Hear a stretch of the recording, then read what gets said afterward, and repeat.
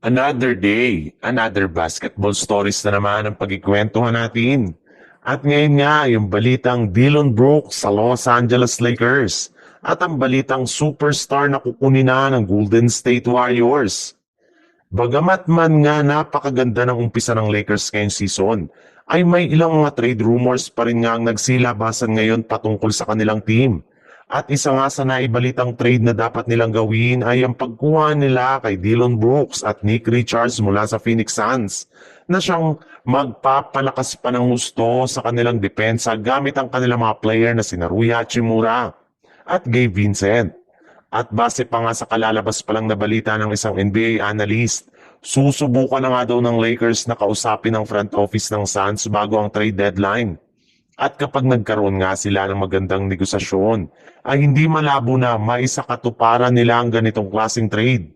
Maaari nga daw nila itong gawin sa pamamagitan ng isang 4-team trade. May pag-asa pa rin naman nga ang Lakers na mapalakas pang lalo ang kanilang lineup. At isa nga daw yan sa mga kailangan nilang gawin para tuluyan na silang maging isang ganap na championship contender. Sa ibang balita naman, dahil nga sa pagkatalo ng Golden State Warriors sa kanilang huling 3 game ngayon sa regular season, ay nangangamoy na nga na hindi sapat ang kanilang kasalukuyang lineup para magkampiyon ngayong taon. Kaya dahil nga dyan, ay hindi na nga sinasarado pa ng kanilang front office ang kanilang kagustuhan na makakuha ng isang legit na superstar big man sa mga susunod na taon.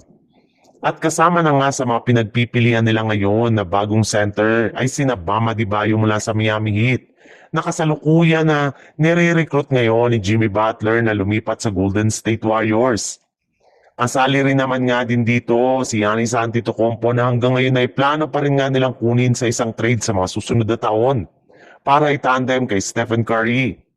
Alam nga po nila na binabalakan ni Giannis na umalis sa Bucks kapag hindi na naman sila nakapag-compete sa kampyonato kaya nakaabang pa rin sa kanya ang buong front office ng Warriors.